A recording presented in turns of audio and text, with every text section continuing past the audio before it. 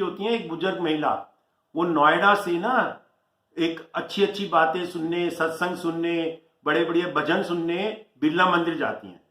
और बिरला मंदिर में एक महाराज जी होते हैं, पहले तो बढ़िया बढ़िया सत्संग होते हैं, छोटी छोटी गैयां और बहुत बढ़िया जो बढ़िया बढ़िया सत्संग।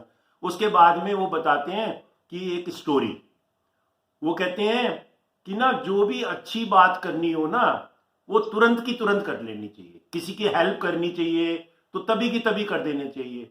किसी का अगर कहीं पे जरूरत हो, किसी बच्चे को पढ़ाई में उसकी बुक्स नहीं है, पुअर बच्चे की, तो उसको बुक्स दे दो खरीद के अपने बर्थडे पे, या कोई आपके अंदर कोई फेस्टिवल है दिवाली पे। तो वो इस तरह से बड़ी बड़ी बातें कर रहे थे। तो उसके बाद में बुजुर्ग महिला सुनती रही सुनती रही सुनती रही, फिर वो खत्म हो गया, 8 बजे रात को खत्म हो गया सत्संग। उसके बाद में वो नोएडा आ गई।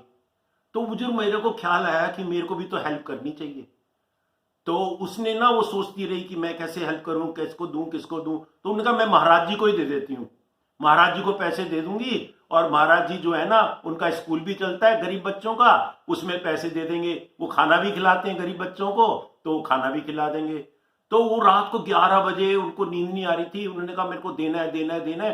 रात को 11 बजे उन्होंने एक टैक्सी ली और फिर चली गई बिरला मंदिर के पास में संत जी रहते थे, वहां पे किसी के घर पे, वो संत जी के घर पे चली गई।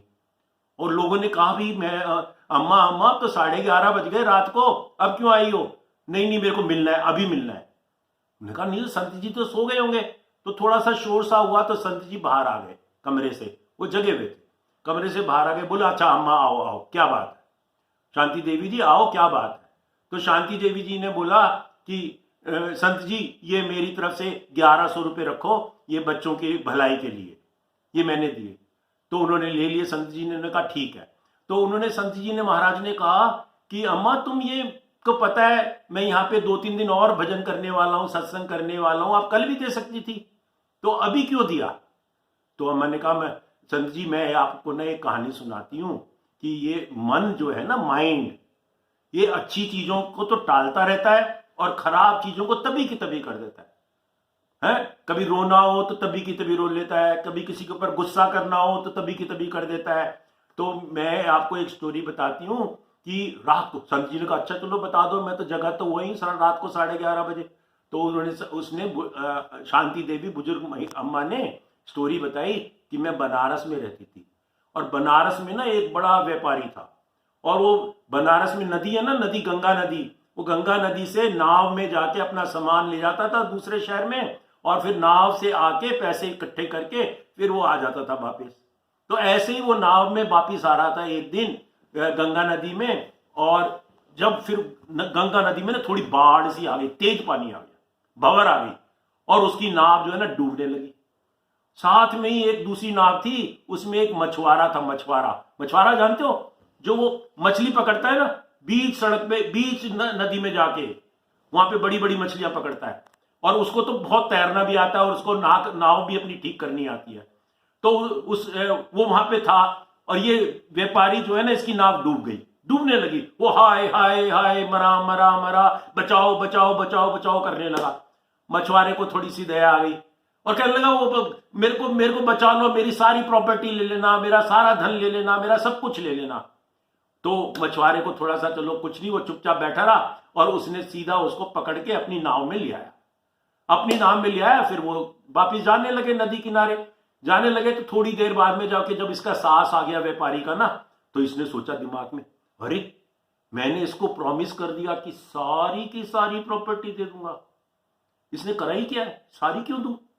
ये मन जो है ना बड़ा चंचल है, मन में ऐसे आता रहता है क्यों दूं क्यों दूं क्यों दूं, क्यों हेल्प करूं।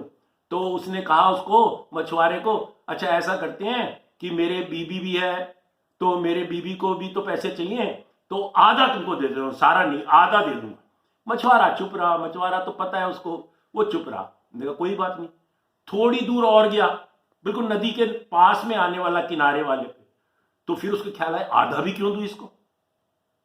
तो उसने बहाना बनाया, कह रहे मेरे बच्चे भी हैं तो उनको भी तो देना पड़ेगा, तो ऐसा करते हैं तेरे को मैं ना 1/3 दूंगा।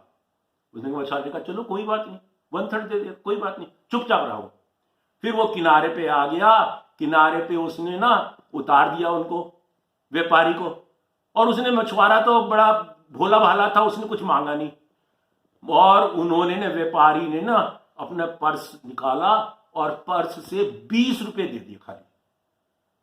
कहते हैं 20 रुपए ही काफी है तेरे लिए, तेरा तो धर्म है, तूने बचाया, तूने अच्छा काम कर दिया, ये ले 20 रुपए।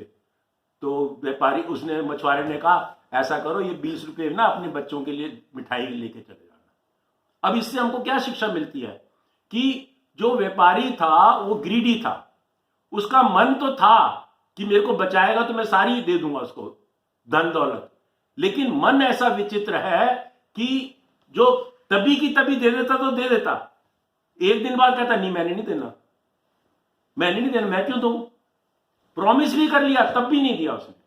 तो जो अच्छा काम करना होता है, आपने अपनी मम्मी की हेल्प करनी है, घर में हेल्प करनी है, किसी बच्चे को आपका बर्थडे है उस पर किसी को खाना देना है, किताबें देनी है, उसी दिन दे दो, ये नहीं को कल दूंगा। हम तो ऐसे करते हैं ना कई बार, अच्छा मैं कल दूंगा, मायरा भी ऐसे करती है घर में कई बार, अच्छा नानी मैं कल हेल्प करूंगी, कल पौधों में पानी दूंगी, फिर वो भूल जाती है। तो इसीलिए जो अच्छा काम करना होता है कि जल्दी से जल्दी कर दो, और गलत काम करना होता है ना तो लोग बच्चे बिल्कुल उसी टाइम कर देते हैं, रोना शुरू कर देते हैं, मेरे को अभी चाहिए अभी चाहिए। तो इसीलिए इससे शिक्षा मिलती है कि जो भी अच्छा काम करना चाहो तभी की तभी कर देना चाहिए। अच्छा लगा? किन किन को अच्छा लगा? है गुड, हाँ ब्यूटीफुल। आदित्य के